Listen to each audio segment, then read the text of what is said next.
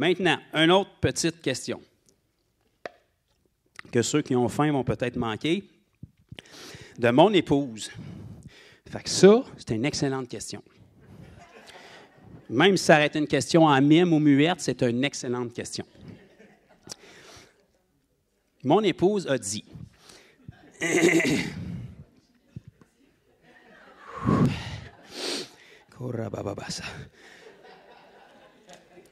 Comment, mais c'est vraiment, bon, c'est un petit peu parce que c'est ma femme, mais comment Satan a pu pécher? Je vous fais un petit résumé, là. Pourquoi l'orgueil s'est trouvé en lui si le ciel était parfait? Je sais que personne de vous s'est demandé ça, mais je suis convaincu qu'il y a des gens qui se demandent ça. Là, bien évidemment, vous comprenez que quand on parle de Satan avant qu'il soit Satan, là. Donc, pourquoi est-ce que le diable qu'on a aujourd'hui, qui, si vous ne le saviez pas, était un ange au départ de Dieu, qu'on peut dire techniquement, parce que c'est difficile de déterminer, mais techniquement, son nom serait Hellel, selon la description qu'on a de lui dans l'Ancien Testament, qui nous a été nommé aujourd'hui le diable ou Satan, qui sont beaucoup plus des attributs qu'un nom propre. Donc, diable qui est diabolos dans le grec, qui veut dire accusateur, et Satan, c'est comme le nom qu'on lui a donné aussi. Mais cet ange-là, appelons-le Hellel, ou ça a été traduit par Lucifer un peu dans nos Bibles, mais ça, c'est juste une traduction du mot astre lumineux. Donc, ça peut être utilisé autant pour Jésus, mais ça a été plus attribué dans l'Ancien Testament au diable. Mais comment est-ce que cet être-là, qui était parfait, a pu un jour, on ne sait pas après combien d'années d'existence, on ne sait pas à quel moment de l'histoire de la création, comment est-ce que cet ange-là ou cet être-là a pu pécher parfait dans un environnement parfait? Ça ouvre quand même la porte à certaines questions. La réponse est tout de même simple, même si elle est large. Premièrement, les anges ne sont pas des hommes, c'est des êtres créés par Dieu, donc c'est des créatures de Dieu, tout comme les hommes, mais différents des hommes. Donc, vous comprenez, quand je parle d'hommes, j'inclus les femmes aussi. Là. Les femmes, vous êtes des hommes, vous êtes juste une autre sorte d'homme. Fait qu'aujourd'hui, ça a été un peu perverti comme concept, mais Dieu n'a pas fait une butte pour Adam, puis une butte pour Ève, puis il a soufflé fort dans une, puis il a éternué dans l'autre. Non, il a fait une butte pour Adam, il a fait l'homme, puis à l'intérieur de l'homme, il est allé chercher une variété d'hommes qu'il a appelés femmes. Merveilleux. Donc, l'être humain, comme les anges, sont des créatures de Dieu. Évidemment, les anges ne sont pas créés comme l'être humain. Ils n'ont pas besoin de naître, ils sont créés. Donc, peu importe combien il y a d'anges en ce moment dans le royaume de Dieu, Dieu peut en créer comme qu'il veut. Fait que soyons pas inquiets, tous ceux qui pensent qu'il y en a le tiers avec Satan, puis que ça va être front, puis kiff-kiff, là. Bien qu'ils sont des créatures de Dieu, ils sont différentes de l'être humain. L'être humain aussi. Mais, premièrement, ce qu'on sait dans la parole, c'est que les anges ont été créés par Dieu et que les anges sont des esprits. Donc, la Bible nous dit dans Hébreu, ne savez-vous pas que les anges sont des esprits au service de Dieu, envoyés pour exercer un ministère en faveur de ceux qui doivent hériter le salut? Ça, c'est nous. Ce qu'on sait, c'est que Dieu, lui aussi, est esprit. La Bible nous enseigne que Dieu est esprit, alors il faut que ceux qui l'adorent en esprit et en vérité. Right? Donc, maintenant, on sait que Dieu est esprit, mais même s'il est esprit, il a un corps. C'est pour ça qu'il est venu en Jésus. Donc, la différence entre les anges et l'être humain, c'est que l'être humain était la première des créations que Dieu fait qui était à l'image et la ressemblance de Dieu. Les anges sont des créatures de Dieu, mais ne sont pas à l'image et la ressemblance de Dieu. Donc, un des attributs que nous, on a, qui semblerait que Dieu a, si on est à son image et à sa ressemblance, bien évidemment, en ce moment, c'est difficile à croire parce qu'on est extrêmement limité comparé à Dieu, mais c'est que l'être humain, selon 1 Thessaloniciens chapitre 5, verset 23, est constitué dans son intégralité de 3 parties, esprit, âme et corps. Ces 3 parties-là, c'est ce qui fait un être humain. Et puisqu'on est à l'image de Dieu, ça veut dire que Dieu est comme ça aussi, ce qui est différent des anges. Les anges, on sait qu'ils sont des esprits et on sait qu'ils ont des corps. Ils ont des corps célestes qui sont différents de nous, bien évidemment, et ils ont la capacité de se prendre des corps physiques aussi. Remarquez qu'ils ne prennent pas les corps de personnes existantes. Ils se prennent des corps propres à eux. qui peuvent prendre et qui peuvent reprendre. Demandez-moi pas comment ça se passe, mais dans la Bible, souvent quand les anges apparaissaient, les gens ne savaient pas que ça en était. La Bible nous dit dans Hébreu, par exemple, qu'on doit pratiquer l'hospitalité parce que de cette manière, il y en a plusieurs qui ont reçu des anges sans le savoir. Si un ange apparaît dans son corps glorieux, d'après moi, tu vas le savoir. Fait que si tu l'as reçu sans le savoir, c'est parce qu'il y avait un aspect que tu ne pouvais pas le distinguer. Donc, les anges sont des esprits et ils ont des corps. Glorieux, premièrement, capacité de corps physique, mais nulle part la Bible nous dit qu'ils ont un âme comme nous. Et puis, si tu revois un peu comment les anges interagissent dans la parole, puis si tu en as déjà rencontré, ils n'ont pas un attachement émotionnel comme nous. En fait, ils seraient probablement désagréables pour la majorité des chrétiens émotionnels et modernes aujourd'hui. Parce qu'ils ne sont pas intéressés de savoir ta vie ni ton opinion. C'est des soldats qui sont là pour remplir une tâche. Ils font ce qu'ils ont à faire, puis ils repartent après. Nous autres, on veut qu'ils commencent par « Salut, comment ça va? Qu'est-ce que tu as fait aujourd'hui? Qu'est-ce que tu traverses en ce moment? » Mais ils ne sont pas intéressés à ça, eux autres. Ça, c'est les humains qui sont émotionnels comme ça. Donc, les anges sont différents de nous. C'est des esprits ayant un corps, mais ils n'ont pas les mêmes attributs que nous. Ceci étant dit, le diable était un de ces anges-là. Et bien qu'ils sont différents de nous, Dieu, qui est le créateur des deux, lui est le même. Donc, le Dieu qui a créé les anges, puis le Dieu qui nous a créés est le même. Donc, un des attributs qui est propre à l'être humain, c'est que quand Dieu a créé nos premiers parents dans le jardin, il les a créés avec quelque chose qu'on appelle la liberté. Je pensais que vous le saviez. Donc, Dieu, la Bible nous dit qu'il est amour. Il ne tombe pas en amour. Il n'y a pas un feeling d'amour quand ça y tente. Non, il est amour. C'est son état. C'est qui il est. Sa propre personne, tout ce qu'il fait et tout ce qui émane de lui est le résultat de sa personnalité qu'il est amour. Donc, quand il a créé l'être humain, il ne pouvait pas créer l'être humain sans liberté, parce que sans liberté, il n'y a pas d'amour. Donc, l'amour ne peut pas exister sans un paramètre de liberté. Parce que si les gens ne sont pas libres d'aimer et d'être aimés, ce n'est pas de l'amour. C'est de l'abus, c'est du contrôle, puis c'est forcé. Donc ça, même dans nos petites émotions naturelles, on comprend ça. Si ta femme reste avec toi parce qu'elle a tout le temps un fusil sur la tempe ou un couteau autour de la gorge, il y a peut-être quelque chose au niveau relationnel à revoir. Donc si elle a la liberté d'aller où est-ce qu'elle veut, puis qu'elle reste avec toi, c'est déjà une preuve d'amour. Ça peut être pour ton portefeuille, mais au moins c'est une preuve qu'elle pourrait aller n'importe où, mais elle reste. Donc, quand Dieu a créé nos premiers parents, il les a créés avec un libre arbitre qui est une liberté aussi. C'est pour ça qu'il y avait l'arbre de la connaissance du bien et du mal dans le Jardin d'Éden.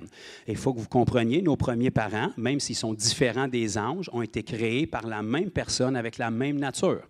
Donc, Dieu a créé nos premiers parents parfaits dans un monde qui était parfait. La Bible nous dit que Dieu a créé l'homme parfait, mais il a pris beaucoup de détours. Donc, Dieu qui est parfait a créé nos premiers parents parfaits dans un monde parfait. Aujourd'hui, il ne l'est plus parfait, mais à l'époque, ils ont été placés en Éden. Éden voulait dire délice. À cette époque-là, le ciel et la terre n'étaient qu'un, donc c'était parfait. Ça a été brisé en cours de route et ça va être restauré bientôt. On comprend ce principe-là. C'est pour ça que la Bible parle beaucoup de royaume, là. La Bible nous dit que Jésus est retourné au ciel, où le ciel doit le conserver jusqu'au rétablissement de toutes choses. Donc, pour que toute chose soit rétablie, ça veut dire qu'il y a eu une époque où c'était établi, ça a été désétabli, et là, ça doit être rétabli. Est-ce qu'on comprend ce principe-là? Donc, on avait une perfection qui a été brisée. La perfection de Dieu s'est séparée des royaumes de la terre et de l'être humain pour une période de maintenant bientôt 6000 ans. Et Dieu va rétablir toutes choses, en commençant par rétablissant son peuple, ensuite rétablissant un règne de justice, ensuite rétablissant le monde parfait avec la nature et tout, ce qui n'est pas le cas en ce moment. C'est un processus. Ça, on le voit tout dans l'Apocalypse parce qu'on a la fin de l'histoire. Donc, c'était établi, c'était parfait, ça a été brisé, ça va être rétabli, mais dans un long processus pour nous, qui n'est pas long pour Dieu, parce que pour lui, un jour est comme 1000 ans est comme un jour. Pour nous, c'est environ 7000 ans, donc c'est comme énorme, mais pour lui, en dehors de la dimension temporelle, il n'y a pas de temps qui est là. Donc, nos premiers parents parfaits, dans un environnement parfait, ont quand même décidé, sous la séduction bien entendu, de désobéir, même s'ils étaient parfaits dans un environnement parfait. Parce qu'il avait été créé avec une liberté. Parce que leur créateur est amour et il ne peut rien créer sans que ce qu'il crée ait cette option-là, à cause de sa personne à lui. Donc, même si les anges sont créés différemment de nous, lorsque Dieu a créé les anges, Comment il les a faites? Les a-tu toutes faites en même temps? Il les a-tu faites un par un? On ne le sait pas bibliquement, on va le savoir juste au ciel. Comment il en a créé? On ne le sait pas. Combien il y en a de chaque hiérarchie? On ne le sait pas non plus. Mais quand il a créé les anges, bien qu'ils sont différents de nous, lui est le même. Donc, il fallait qu'il crée ces êtres-là à partir de sa propre nature d'amour. Et puisqu'il est amour, sa création angélique devait aussi avoir une liberté d'action. Là, il n'y a pas beaucoup d'amen parce que l'hamster tourne, là, mais vous comprenez que dans nos Bibles, ça va vous recrinquer un petit peu l'identité, là. La Bible nous dit, « Ne savez-vous pas que vous jugerez les hommes et les anges? » Si les anges sont parfaits, comment est-ce qu'ils peuvent être?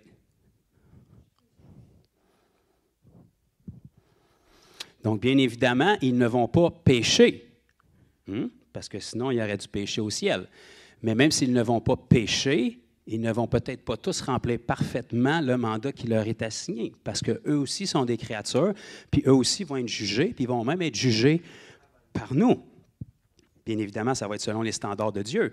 Mais réfléchissez à ça. S'il y a un jugement, ce ne sera pas un jugement nécessairement pour le ciel ou l'enfer comme nous, mais s'il y a un jugement de rétribution, comme nous, ça va être le tribunal de Christ pour nos récompenses, bien, si on a un jugement qu'on va porter sur les anges, je ne sais pas comment on va le porter, de toute évidence, ça veut dire que ces anges-là ne sont pas parfaits nécessairement en toute action. Je ne m'attendais pas à avoir beaucoup d'amens là-dessus, là, mais laissez mûrir ça puis allez scruter la parole quand même. Donc, ça veut dire que si on va juger les anges, il faut avoir une position qui est aussi supérieure aux anges. Ça, c'est une autre chose qui est importante de comprendre aussi. Bien évidemment, en ce moment, dans nos limites physiques et leurs non-limites de corps, ils sont supérieurs à nous dans ce qu'ils peuvent accomplir. Pas d'une manière positionnelle, mais d'une manière de capacité. Parce que nous, on est limités au monde charnel, puis eux autres ne le sont pas. Donc, ils ont des capacités extraordinaires. Par exemple, un ange dans l'Ancien Testament a tué, je crois que c'est 185 000 Assyriens. Un ange. Ça ne va pas pire, je vais le prendre dans mon équipe. Tu sais, ça c'est un ange. On ne parle même pas du Seigneur Jésus, puis on ne savait même pas si c'était quel genre d'ange. Donc, ils ont des capacités qui sont infiniment plus grandes que nous en ce moment parce qu'ils ne sont pas limités par le domaine charnel. Mais positionnellement, si on va les juger un jour, ça veut dire qu'on a une autorité qui est plus grande qu'eux, puis supérieure à eux. Fait que ça devrait vous remonter l'identité aussi. Donc, comment est-ce que Hellel ou Lucifer, ou appelez-le comme vous voulez, cet ange-là, avant sa chute, a pu pécher et que l'orgueil a pu être trouvé en lui? Bien, premièrement, c'est un être créé par Dieu avec une liberté aussi. Si les anges n'avaient pas aucune liberté, ils ne pourraient pas avoir non plus eu aucun ange déchu avec le diable.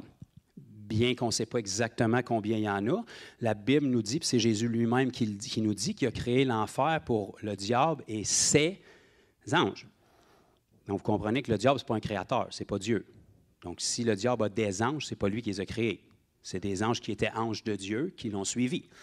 Maintenant, on a cette idée préconçue-là, automatiquement, qu'il y a un tiers des anges avec le diable, à cause de un verset dans l'Apocalypse. Je ne vous dis pas qu'il n'y a pas un tiers avec lui. Par contre, ce qu'il faut que vous compreniez, c'est que la Bible nous révèle ça dans Apocalypse chapitre 12, verset 4.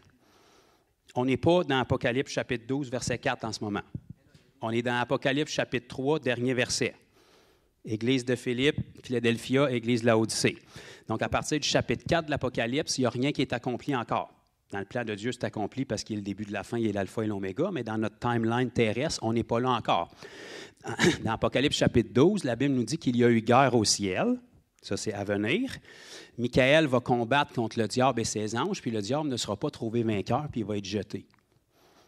Guerre au ciel. Peux-tu penser? C'est la dernière place qu'on s'attendrait d'avoir une guerre.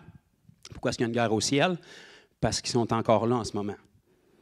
Ils ne sont pas dans le royaume de Dieu, qui est le 3e ciel, mais sont dans l'autre ciel en dessous, qui est le 2e ciel. C'est pour ça que la Bible l'appelle le prince de la puissance de l'air, ce que nous, on appelle notre espace, ou peu importe le nom que vous y donnez. Puis il y a le premier ciel que nous, on voit, qui est bleu avec des petits nuages, là, où est-ce qu'il y a des nuages. Dès le moment que tu arrives dans le 2e ciel, il n'y en a plus de nuages. Il n'y en a plus de difficultés. Si tu penses que tu es important, là, fais juste monter au-dessus des nuages en avion, puis regarde en bas, ça va aller. Ça va aller. Tu n'es pas si important, puis ton problème non plus avec la perspective, puis là, on parle juste au-dessus des nuages.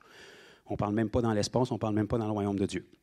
Donc, le diable, depuis sa chute, a été jeté du royaume de Dieu et il se retrouve juste en bas, dans le deuxième ciel, le prince de la puissance de l'air, où est-ce que là, vous avez la description de ce que Paul nous décrit dans Éphésiens 6.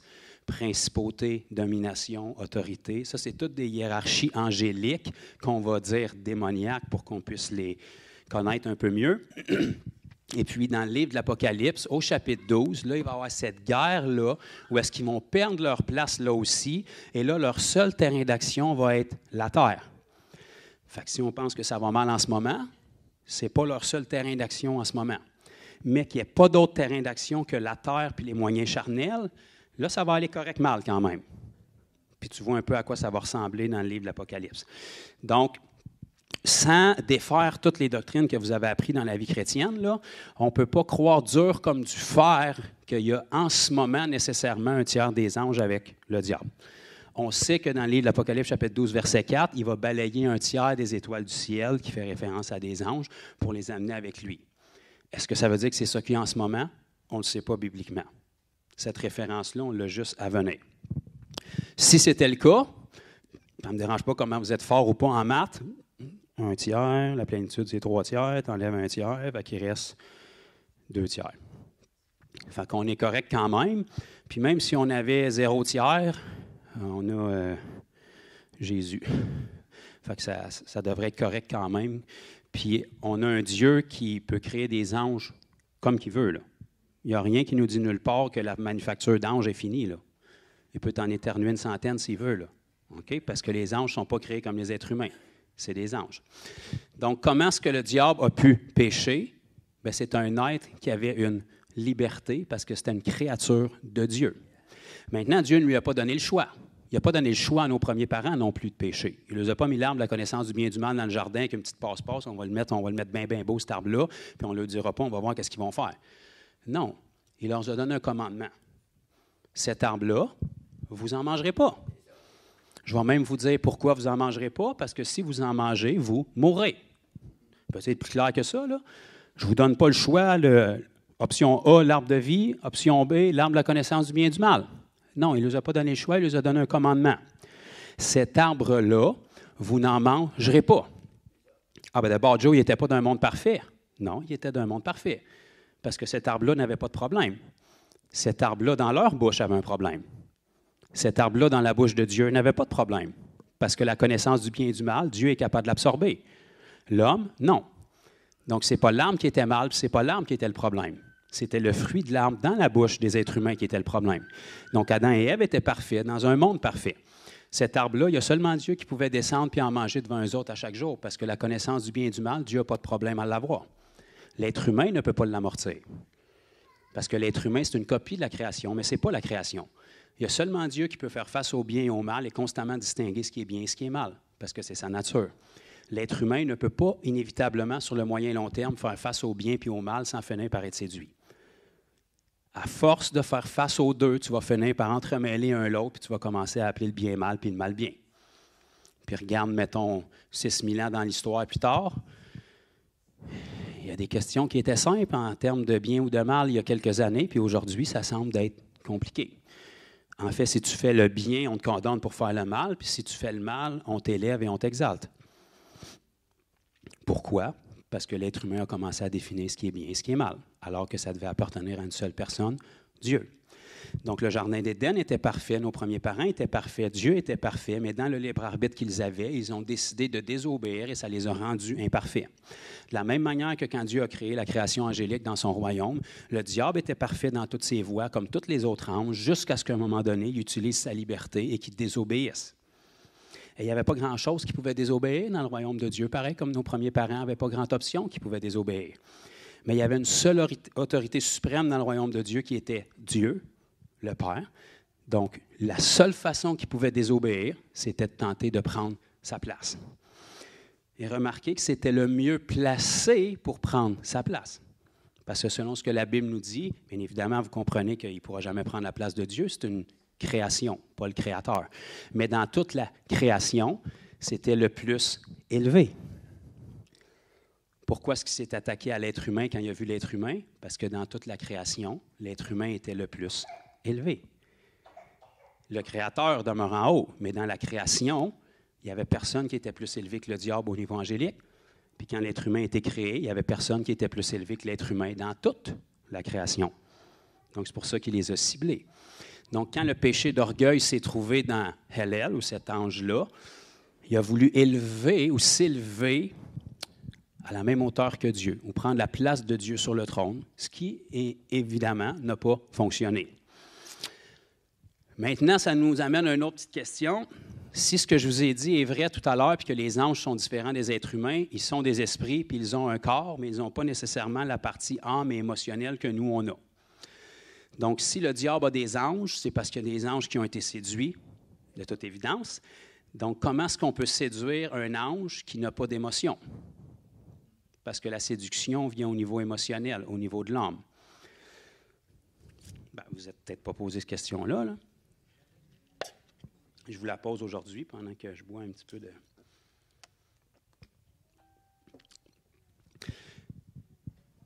Ma vision des choses, je ne vous dis pas un ainsi par l'Éternel, mais avec ce qu'on a dans la parole et ce qu'on peut tirer comme conclusion.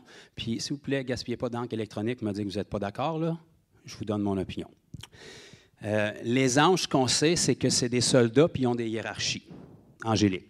Donc, vous avez des archanges, vous avez des chérubins, vous avez des simples anges, puis ils ont différentes forces, différentes fonctions. Fait que la meilleure façon de comprendre ça, humainement parlant, c'est un service militaire. Tous les soldats sont des êtres humains, mais ils ont différents rangs, ils ont différentes autorités, puis ils ont différentes capacités. Donc, vous avez des simples soldats, vous avez des soldats d'infanterie, vous avez des soldats qui vont être plus dans l'aviation, après ça, vous avez des sergents, des caporales, etc. Donc, c'est tous des êtres humains, mais ils ont des formations différentes, des capacités différentes, puis des mandats différents. Donc, les anges sont comme ça. OK? Il faut que vous compreniez que si l'Éternel s'appelle l'Éternel des armées, bien, c'est parce qu'il y a une armée. Puis s'il y a une armée, c'est parce qu'il y a une guerre, de toute évidence. Donc, les armées célestes, comme la Bible les appelle, c'est des armées. Donc, l'être humain n'est pas plus intelligent que Dieu. Si l'être humain a fait des rangs dans son armée, ça veut dire que Dieu a des rangs dans son armée aussi, avec des capacités et des fonctions différentes. Ceci étant dit, s'il y a des rangs et des positions différentes dans les pelotons célestes, ça veut dire que chaque catégorie d'anges répond à un supérieur. Est-ce que ça fait du sens? Donc, les soldats, aujourd'hui, répondent à leur sergent, qui répondent à, je ne sais pas c'est quoi la hiérarchie, mais un caporal ou peu importe. Donc, même si tu n'es pas d'accord avec ce que le sergent dit, si tu es dans son peloton, c'est préférable d'écouter ce qu'il dit. Sinon, ça va faire mal, parce que tu es dans l'armée et tu sers une cause plus grande que ton nombril.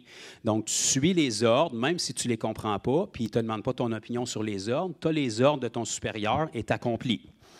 Donc, sachant que les armées célestes ont des grades comme ça aussi, si celui qui est à la tête des armées célestes prend un virage différent, mais tous ceux qui sont placés sous sa direction à lui prennent le même virage. Donc, ils n'ont pas nécessairement besoin d'être séduits en leur proposant quelque chose d'alléchant. Ils répondent aux ordres de leur supérieur, et si leur supérieur décide de partir sur un projet, ils ne savent pas nécessairement que le projet est à l'encontre de ce que Dieu veut, mais ils vont suivre leur supérieur, puis finalement, ils se retrouvent au mauvais endroit, au mauvais moment, parce qu'ils ont suivi quelque chose de pas bon, mais ils ne savaient peut-être pas mieux. Bref, on ne sait pas ce qui s'est passé, puis on va le savoir un jour. Mais c'est très difficile d'avoir une séduction émotionnelle si on fait affaire avec des êtres où on n'a aucune preuve bibliquement qu'ils ont des capacités émotionnelles. Donc, si on veut être capable de se renseigner un petit peu plus, si je veux plus vous donner un peu des infos pour votre propre éducation personnelle, prenez en note, soit ici ou sur une feuille, Isaïe 14 puis Ézéchiel 28. Ça, c'est 2 chapitres que vous voulez lire, relire tranquillement. C'est les 2 chapitres qui nous donnent le plus d'informations sur qui est le diable, avant qu'il soit le diable. Pour comprendre mieux qui est le diable maintenant, on va chercher des informations sur qui il était avant. Et si on sait qui il était avant, on connaît ses attributs, puis on les transfère pour le mal au lieu de les transférer pour l'avancement du royaume de Dieu. Donc, c'est des chapitres qui sont prophétiques, un petit peu allégoriques et limite poétiques à certains moments, mais vous allez être quand même capable, avec des lectures puis une mise en contexte de la parole, d'avoir des bonnes informations sur cet être-là. Donc, c'est facile à retenir. Isaïe 14, fois 2, ça fait 28, Ézéchiel 28. Isaïe 14, Ézéchiel 28, c'est 2 chapitres qui nous donne des détails sur la fin des temps aussi, mais qui nous parle de choses qu'on ne pourrait pas savoir sur le diable si on n'avait pas ces chapitres-là. Comme par exemple, la Bible nous dit qu'il était un chérubin aux ailes déployées. Non, chérubin. Donc, vous savez c'est quoi sa hiérarchie. Vous ne savez pas c'est quoi un chérubin? Bien, cherchez dans la Bible, vous allez voir à quoi il ressemble quand il y en a qui se manifestent. Comme par exemple, quand que Dieu a sorti Adam et Ève du jardin d'Éden, il a placé un chérubin avec une épée flamboyante à l'entrée du jardin pour pas qu'il rentre là. Fait qu'on sait que les chérubins ont des ailes, ce qui n'est pas nécessairement le cas pour tous les anges. Ça, c'est notre imaginaire qui s'imagine ça. On sait aussi qu'ils ont des épées. Puis dans ce cas-là, elle était flamboyante. Fait que c'est un papier gear quand même. Fait on sait que le diable, avant sa chute, c'était sa position angélique. Donc, on sait que c'est une position qui est relativement élevée. Maintenant, ce qu'on apprend par ces versets puis dans ces chapitres-là aussi, c'est qu'il semblait avoir quelque chose à faire avec apporter la louange au trône de Dieu. Donc, puisque l'être humain n'était pas créé à cette époque-là, bien, il apportait la louange de qui? La louange de la création de l'époque, c'était une création angélique. Donc, ça veut dire que même à cette époque-là, les anges glorifiaient puis louaient Dieu. Et lui, dans son poste de chérubin, il était en charge d'apporter la louange portée au trône de Dieu. Donc, ça veut dire qu'il y avait un accès direct à Dieu. Fait que si tu portes la louange du peuple, c'était un peu comme Moïse qui prenait les réclamations du peuple et qui allait se présenter devant l'Éternel. C'est un homme qui allait représenter. Donc, on sait que cet ange-là, elle avait un accès direct au trône de Dieu. Maintenant, on sait que lorsqu'on parle de louange, d'adoration, puis dans ces chapitres-là aussi, ça nous parle de musique, bien, on sait qu'il y avait une capacité musicale. Parce que ce n'est pas le monde qui a inventé la musique, puis ce n'est pas le diable non plus. Le diable ne crée rien. Dieu crée, le diable utilise. Donc, s'il y avait une capacité musicale avant sa chute, maintenant qu'il y a sa chute, quelle capacité qu'il va utiliser pour faire le mal? Ça va de soi qu'il va utiliser les compétences qu'il avait parce qu'il sait, en tant que qualité d'ange, que la musique peut avoir un effet direct sur une personne. Si dans l'Ancien Testament, le roi Saül manifestait un démon et que quand que mon oncle David allait jouer de la harpe, le démon sortait ou se calmait, s'il y a des types de musique qui peuvent étouffer les démons, il y a forcément des types de musique qui peuvent donner accès aux démons. Donc, quand tu connais la musique, tu sais ce que tu ne veux pas que les gens écoutent, puis tu sais ce que tu veux qu'ils écoutent. Fait qu'après, tout ce que tu as à faire, c'est scanner sa planète, trouver tous les gens que Dieu leur a donné un don musical, aller prendre le don de Dieu et le pervertir pour l'avancement de ton royaume. Donc, Dieu donne les dons, et les gens qui ont des dons extraordinaires, que ce soit musicaux ou vocaux, généralement, ils vont mal finir leur parcours. Ils vont s'enlever la vie ou ils vont finir en désintox. Le don venait de Dieu. Le diable l'a utilisé pour les détruire, pour détruire des gens. Et puis finalement, quand il a fini avec eux, on passe au suivant, parce qu'il n'y en a rien à faire de la personne ni de son don. Il prend le don que Dieu a donné, puis plutôt que cette personne-là chante pour la gloire de Dieu, il l'amène dans une direction inverse pour qu'elle utilise son don vocal qu'elle veut utiliser parce qu'elle sait qu'elle a un don, mais elle l'utilise à mauvais escient sans le savoir, puis le diable s'en sert pour construire son royaume. Alléluia. Ben, c'est pas glorieux, mais c'est ça pareil. Maintenant, d'autres choses qu'on apprend, puis vous irez faire la lecture, comme je vous dis, on apprend que le diable avait un certain, avant qu'il soit le diable, bien entendu, il y avait un certain rang de domination. On apprend qu'il régnait. Fait qu'il régnait sur quelque chose. On apprend aussi qu'il faisait des fonctions comme un peu de sacrificateur, parce qu'il y avait des pierres précieuses sur lui, pareil comme les sacrificateurs dans l'Ancien Testament. Donc, vous vous souvenez peut-être, dans l'Ancien Testament, les sacrificateurs, il y avait un sceau bien spécial, là. Il y avait une robe blanche. Après ça, il y avait un éphod, un peu comme bleu turquoise par-dessus.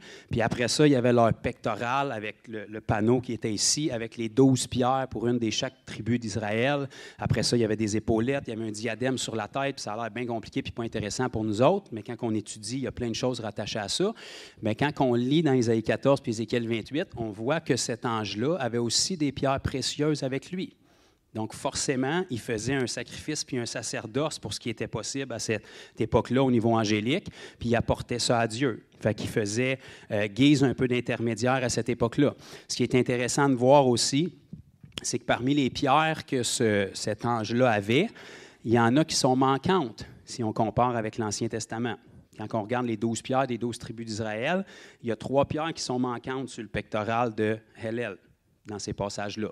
Donc, s'il y en a 12, puis tu en as 3 qui sont manquantes, il en reste 9. Puis si tu regardes les aspects qui étaient rattachés à chacune de ces pierres-là, qui étaient rattachés à une tribu, bien, ça nous révèle des choses que le diable n'a jamais eues et ne pourra jamais avoir. Par exemple, il lui manquait la pierre de la tribu d'Isaacar. Je ne peux pas vous donner la couleur de mémoire, je m'en excuse de ma faiblesse spirituelle, mais cette pierre-là qui représentait la tribu d'Isaacar, il ne l'avait pas. Qu'est-ce qui démarque la tribu d'Isaacar dans l'Ancien Testament? La Bible nous dit que c'est une tribu qui avait le discernement des temps et des saisons. Donc, ce que le diable n'a jamais eu et n'aura jamais, c'est le discernement des temps et des saisons. Il connaît le plan de Dieu de par la Bible, mais il ne sait pas où est-ce qu'on est rendu dans l'histoire du temps pour être capable de le mettre en application. Est-ce que vous comprenez un petit peu ce que ça veut dire? Donc, le diable sait qu'il va avoir besoin d'un antéchrist pour faire une copie de ce que Dieu a fait avec Jésus. Donc, Dieu s'est fait un corps, puis il s'est présenté comme le Messie ici-bas. Le diable, c'est un singe qui copie tout, donc il sait qu'à la fin des temps, il va se prendre un homme qui va devenir un peu comme le Jésus diabolique. Donc, il va se prendre un corps qui va être investi de la puissance de Satan, puis il va devenir l'incorporification de Satan ici-bas sur terre. Il sait de par la parole que ça va arriver, mais puisqu'il n'a pas le discernement du temps et des saisons, il ne sait pas où dans l'histoire du temps est-ce qu'il va pouvoir le faire. Donc, ça veut dire que depuis toujours, il faut qu'il soit prêt à le faire. Il faut qu'il y ait des candidats qui ont repéré sur la planète, puis si le temps arrive, il va pouvoir rentrer en fonction. Mais si le temps n'arrive pas, ça fait juste des hommes abominables qui ont marqué l'histoire. Peut-être vous vous souviendrez d'un certain Autrichien qui a opéré en Allemagne il y a un certain nombre d'années, qui est arrivé, je ne sais pas pourquoi, un petit homme grand comme ça, petite moustache foncée, cheveux foncés, avec les yeux foncés, qui a décidé tout d'un coup que la race parfaite, c'était des grands blonds aux yeux bleus. Peut-être quelqu'un s'est demandé, mais toi dans l'histoire, ou pas, mais forcément, il devait avoir une puissance qui opérait avec lui au point de réussir à séduire suffisamment de gens que la race parfaite, c'est celle qui ne ressemble pas du tout à toi, puis que le monde embarque. Puis il aurait pu se rendre comme étant l'Antéchrist, c'était juste pas le temps. Fait qu'il a juste fait des dommages contre le peuple juif sans savoir pourquoi, mais ce n'était pas le temps. Mais si ça avait été le temps, il aurait pu aller de l'avant et accomplir ce qu'on a dans nos Bibles, dans l'Apocalypse. Mais ce n'était pas le temps. On le voit aussi avec l'empereur Néron, si on remonte dans le temps. Donc, il y a toujours eu des hommes qui ont fait des choses abominables, mais ils n'ont jamais pu aller jusqu'au bout parce que ce n'était pas le bon timing. Parce que le diable n'a pas le discernement des temps et des saisons. C'est pour ça que le royaume des ténèbres doit fonctionner avec des marqueurs de temps qui les aident à se repérer dans notre dimension. C'est pour ça qu'il fonctionne tellement avec tout ce qui est astrologie. Pourquoi? Parce que ça, c'est des marqueurs de temps qu'eux peuvent voir qui sont fixes depuis que Dieu les a établis. Donc, les constellations sont aux mêmes places. Le soleil a le même cycle, à part la petite passe-passe que Dieu a faite avec Josué dans l'Ancien Testament, mais il n'y a rien qui bouge de là. Le soleil a le même cycle, la lune a le même cycle, notre calendrier a le même cycle. Donc, c'est pour ça que quand les gens sont attaqués, souvent, c'est tout le temps à pleine lune, c'est tout le temps à ci, c'est tout le temps à ça, parce que c'est des marqueurs de temps que le royaume des ténèbres, qui est en dehors du temps, arrive à se repérer selon. OK? Donc, c'est réel, mais Dieu, dès l'Ancien Testament, mettait son peuple en garde de ne pas toucher à ça. Il n'a jamais dit que ce n'était pas vrai, l'astrologie, même s'il y a beaucoup de cochonneries. Il n'a jamais dit que ce n'était pas vrai, la magie. Il n'a jamais dit que ce n'était pas vrai, la sorcellerie. Il n'a jamais dit que ce n'était pas vrai, les gens qui invoquent les morts. Il leur a dit, touchez pas à ça. C'est des portes vers le monde spirituel, mais ce n'est pas parce que c'est spirituel que c'est Dieu. C'est pas compliqué. Tu as 1001 portes qui mènent dans le monde spirituel, puis tu as une porte qui mène à Dieu. Tu prends la porte qui est safe, tu t'en vas à Dieu direct. Tu prends 1001 autres portes, tu t'en vas dans le monde spirituel où Dieu n'est pas. C'est le royaume des ténèbres. Mais il y a 1001 portes qui vont t'amener là. Puis c'est réel, mais il va y avoir un coût, parce que le diable ne donne rien. Le diable prend. Donc, s'il donne ça, c'est parce qu'il sait qu'il va être capable de prendre ça. Fait qu'il y a un coût, pas juste monétaire. Donc, parmi les pierres aussi qui étaient manquantes sur le pectoral de cet ange-là, il y avait aussi la pierre, je crois de mémoire, que c'est de la tribu d'Azer, qui représentait le règne. Donc, le diable ne régnera pas. Il va y avoir un semblant de règne d'une courte durée, pendant peut-être 3 ans et demi à la fin des tribulations, qui va être très effrité, mais son règne ne sera jamais total, parce qu'il n'y a pas cette capacité-là, puis il ne l'aura jamais. Donc, c'est très intéressant si vous prenez le temps de lire ça tranquillement. Vous assimilerez pas tout, là, parce qu'il y a des termes qu'il faut être capable de prendre dans leur contexte pour saisir qu'est-ce qu'ils veulent dire. Mais pour revenir sur la phénoménale question de ma femme, comment est-ce que Satan a pu pécher et pourquoi l'orgueil a été trouvé en lui s'il était parfait dans un monde parfait? Bien, évidemment, parce que le même Dieu qui a créé les anges, c'est le même Dieu qui nous a créés. Donc, il les a créés dans son état d'amour, avec une liberté comme nous. Il ne leur a pas donné un choix et des options, mais il les a créés libres. Et en cours de route, pareil comme nos premiers parents, pour une raison X, cet être-là a décidé de se prendre le choix ou de prendre la décision de désobéir. Plutôt d'être reconnaissant de la beauté qu'il y avait puis de se souvenir de où est-ce qu'elle venait, il a voulu prendre la beauté qu'il y avait puis tenter de s'élever au-dessus de celui qui lui avait donné sa beauté puis son autorité. Donc, à cause du wow de tous les autres anges, il a oublié de où est-ce qu'il venait. C'était vrai que c'était le plus grand, le plus beau en force et en stature, etc. Mais c'était un ange. Ce n'était pas la création. Il a été créé par Dieu. C'est la même chose pour nous. En ce moment, on n'a pas de difficulté à marcher dans l'humilité parce qu'on connaît nos faiblesses, mais si on voyait qui on est dans le monde spirituel, c'est important aussi de garder les pendules à l'heure et de se souvenir qu'on n'est jamais au-dessus de notre Créateur.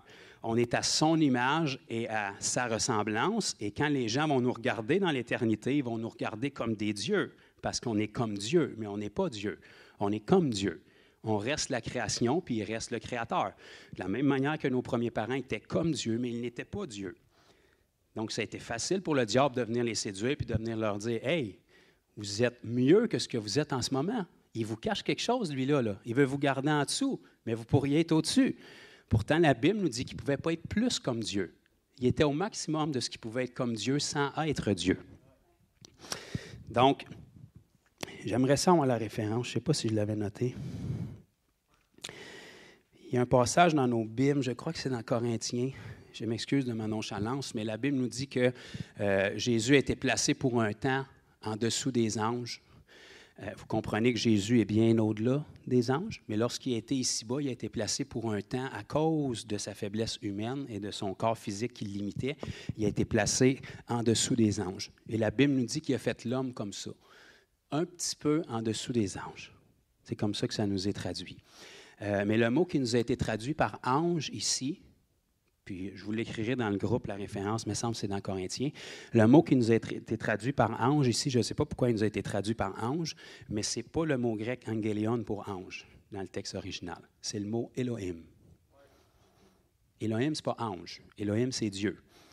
Donc, vous pourriez traduire le texte par « il a été placé pour un temps juste un peu en dessous de Dieu ». Et Dieu est infiniment au-dessus des anges. Vous l'avez? C'est quoi la référence? Oui, c'est ça.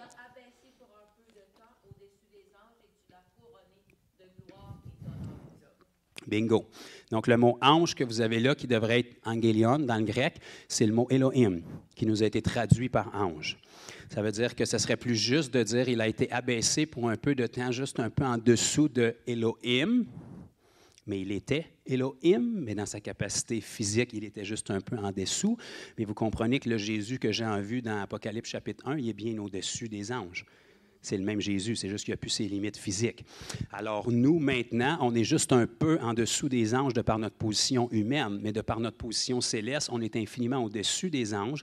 C'est pour ça qu'on va être apte, à un moment donné, à les juger. Donc, si la Bible nous dit qu'on va juger les hommes et les anges, ça veut dire que c'est quand est-ce que l'humanité va être jugée? Bien, dans les 7 ans de tribulation, c'est des jugements de Dieu sur la terre. Donc, ça veut dire qu'il va falloir qu'on participe au jugement de Dieu. Donc, de toute évidence, si on participe au jugement de Dieu, ça va être difficile d'être en plein des jugements si on y participe. Racine carrée de 2, on va ça, 3,1416, puis fait que ça devrait nous donner une petite idée que si les jugements de Dieu vont être effectués sur l'humanité durant les 7 ans où la colère de Dieu va être déversée sur la terre, puis que nous, on doit participer à juger les hommes et les anges, bien, ça serait un bon point aussi pour dire que si on est en plein milieu des jugements de Dieu pour une raison X, parce que la Bible nous dit qu'on n'est pas destiné à la colère de Dieu, fait que je ne vois pas pourquoi on serait là dans la colère de Dieu, mais si on veut participer au jugement de Dieu durant l'époque où il va juger la planète, il faudrait qu'on soit avec lui pour participer au jugement. Puis on va reparler de l'Apocalypse en 2025, là, parce que je me le fais demander, mais C'est des bons points aussi. Fait que vraiment, notez Isaïe 14, Ézéchiel 28, puis lisez toute votre Bible. Ne partez pas sur une étude cette semaine juste là-dessus, puis partir dans des endroits bizarres. Là. Le salut reste le plus important, puis connaître Jésus reste le plus important. Mais quand vous étudiez ces versets-là, vous allez trouver plein de petites pépites qui nous donnent des détails sur qui le diable était. Et notre focus va être sur Jésus, pas sur le diable, mais en connaissant votre ennemi, vous allez voir un peu comment le monde fonctionne aujourd'hui, puis vous allez voir pourquoi ça fonctionne de même. Il continue avec les capacités qu'il avait, il fait juste le pervertir puis travailler dans l'ombre. Il fonctionne avec des moyens puis des véhicules qu'il connaît, comment est-ce que la connexion peut se faire entre le naturel puis le spirituel, puis il prend les gens dans leur ignorance à leur insu bien souvent pour être capable de les enchaîner puis de les tenir captifs. Donc ça, c'est des façons que le diable fonctionne. Donc, pourquoi le diable a péché? Bien, parce qu'il y avait une liberté, c'était une créature de Dieu. Dieu ne lui a pas donné le choix, mais il s'est pris le choix, il a désobéi. Et puis, il y en a quelques-uns qui l'ont suivi, malheureusement. On saura qu'est-ce qu'il y en est quand on sera rendu dans Apocalypse 12, mais ce qui compte, c'est qu'on en a quand même le 2/3 qui est avec Dieu. Et puis, même si on avait juste Jésus, on se rappelle que quand il revient, il détruit la plus grande opposition qu'il y a par l'éclat de son avènement puis le souffle de sa bouche. Fait que ce n'est pas un gros défi puis un gros challenge pour lui. C'est notre Seigneur Jésus. Oui, il y a plusieurs sceaux, plusieurs trompettes, plusieurs coupes de jugement qui vont être versées. Mais on va reparler de l'Apocalypse en 2025. Donc, on a fait 2 épisodes sur l'Apocalypse à date. Je pense qu'on s'était rendu au chapitre 3, début chapitre 4. Fait qu'on va y aller périodiquement parce que je ne veux pas que personne devienne maniaque eschatologique puis qu'on perde le cap, là, parce que c'est important, mais ça reste que le focus, c'est de sauver les âmes puis de connaître Jésus. Mais c'est bon quand même de pouvoir se renseigner pour avoir une assurance, pour savoir qu'est-ce qu'on croit. On pourra peut-être ou peut-être pas ouvrir une porte vraiment... Je ne sais même pas si je dois en parler. Voulez-vous que j'en parle? Souvent, on croit beaucoup de choses sans savoir pourquoi on les croit, parce que c'est des standards préétablis qu'on n'a jamais remis en question. Hein? Fait qu'on croit... En tout cas, si vous êtes ici à l'Église, techniquement, vous croyez qu'il y a des démons, puis vous croyez qu'il y a un diable, puis vous croyez qu'il y a Jésus. Vous croyez qu'il y a des anges, puis vous croyez qu'il y a des anges qui sont rendus avec le diable. Maintenant, est-ce qu'on s'est déjà posé la question, qui sont les démons, puis qui sont les anges du diable? Parce qu'automatiquement, dans la chrétienté, on se fait enseigner que les démons, c'est les anges qui sont déchus. Mais on n'a aucun appui biblique pour ça. On connaît très peu de choses sur les démons, mais on connaît pas mal de choses sur les anges. Fait que juste de creuser un petit peu dans la Bible et de se dire, mais qu'est-ce qu'ils sont ces démons-là? Pourquoi quand Jésus arrive, tout le monde pète une fite? Sont-ils arrivés en même temps que lui ou ils ont tout le temps été là puis ils n'étaient pas dérangés? Pour que ça fait qu'il y a des anges puis que la Bible parle de Satan et ses anges, puis quand elle parle de démons, elle parle de démons. C'est 2 mots différents dans le grec. Pourtant, on les chasse, les démons, puis pourtant, les anges qui sont avec le diable sont nos ennemis. Mais ça se pourrait-tu que peut-être qu'on a cru quelque chose sans scruter, puis que, je le sais, moi-même, j'ai été le premier à me faire enseigner, pose pas de questions, les démons, c'est le tiers des anges qui ont chuté avec le diable. Mais on n'a pas d'appui biblique pour ça. Dans Apocalypse 12, on voit qu'il y a un tiers des étoiles du ciel qui ont été amenées avec le diable, mais la Bible parle de anges, puis elle parle de démons. Démonios puis angélios, c'est 2 mots différents. Donc maintenant, quand on scrute un peu bibliquement à savoir qui c'est que ça pourrait être, ces démons-là, bien, ça nous donne un petit peu plus de détails qui peut être intéressant de savoir qu'est-ce qu'on chasse quand on les chasse. Fait que, je n'aurais pas dû en parler, mais là, vous êtes agacés. Fait que, on va arrêter là pour aujourd'hui. On en a couvert 2. Fait que Satan a péché parce que Dieu est amour et il l'a créé qu'une liberté. C'était pas une bonne idée de pécher, pareil comme nos premiers parents. Et puis, pour ce qui est de la guérison, bien, on ne demande pas la guérison. Et puis, ce n'est pas nécessairement inclus dans l'œuvre de la croix, c'est inclus dans le sacrifice de Jésus. Donc, c'est disponible pour nous, ça fait partie du « tout est accompli », mais on doit relâcher notre foi sur chacun de ces points-là, parce que croire pour le salut ne fait pas qu'on croit automatiquement pour la guérison et pour la délivrance, etc. Donc, même si ce n'était pas vos questions, est-ce que vous avez compris quelques points ou soutiré quelques bons trucs de ça aujourd'hui? On a encore le 3/4 de l'assistance. Il y en a juste quelques-uns qui ont quitté. Donc, merci Seigneur. Fait que, une autre petite question-réponse. Puis comme j'ai dit, on accumule toutes les questions là, que je couvre, puis on fait une playlist avec. Fait que si jamais vous avez des amis qui vous reposent les mêmes questions, puis vous ne voulez pas être obligé de leur parler pendant 2 heures comme moi, bien, vous pouvez aller chercher ces vidéos-là sur la playlist d'Église Fondation, questions-réponses, puis avec les titres, ça va vous enligner un peu. Puis vous pouvez partager. Puis si vous avez oublié le 3/4 de ce que je vous ai dit aujourd'hui, puis vous voulez réécouter, bien, vous allez pouvoir le réécouter aussi. Alléluia. Donc, je veux juste prier rapidement avec vous comme toujours, puis après, vous êtes libres. Si vous voulez de la prière, évidemment, ça va nous faire plaisir de prier pour vos besoins. Seigneur Jésus, on te remercie pour ta parole, pour la révélation de ton Saint-Esprit. Quelle joie, quel bonheur, Seigneur Dieu, de scruter dans ta parole, d'approfondir, Seigneur, pas pour avoir la tête enflée, mais pour vraiment apprendre à te découvrir, apprendre comment ta dimension est extraordinaire, apprendre comment ta parole est tellement parfaite, comment il y a des profondeurs. Lorsqu'on croit connaître, on peut toujours aller plus loin, Seigneur. Alors, c'est notre cœur, c'est notre désir, que peu importe quand on se plonge dans ta parole, c'est une parole qui est pure. On veut simplement, Seigneur, que ton esprit nous garde de toute mauvaise interprétation. On veut être capable que même si on est dans l'erreur, Seigneur, notre cœur, c'est de te connaître, toi. Qu'on puisse être sensible à ton esprit, que tu puisses nous diriger dans toute la vérité, que ta parole puisse être bénéfique pour nous, afin qu'on puisse grandir dans la connaissance de Christ. Que ta parole soit comme un miroir qui nous montre où est-ce que tu nous appelles et où est-ce qu'on en est en ce moment, afin qu'on puisse se laisser façonner, se laisser épurer par toi. Et que peu importe la connaissance que tu nous donnes, ça puisse être une connaissance qui nous est révélée et qu'on puisse mettre l'obéissance dessus, cette révélation-là, pour que ça amène une transformation dans notre vie. Garde-nous d'être assis sur de la connaissance, d'être religieux, d'être sectaire.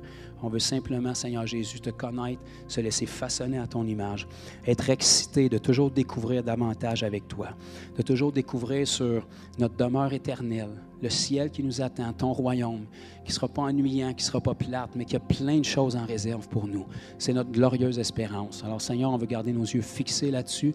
Je te prie que chacun de mes frères et sœurs puisse bénéficier, puisse être poussé à scruter davantage dans ta parole, Seigneur, par ces moments-là de questions-réponses qu'on passe ensemble, et que ta volonté puisse s'accomplir promptement dans chacune de nos vies. Chacun de nous, si on a des retards prophétiques sur l'appel que tu as sur nos vies, que tu puisses amener les percées nécessaires, les repentances nécessaires, les révélations nécessaires, Seigneur.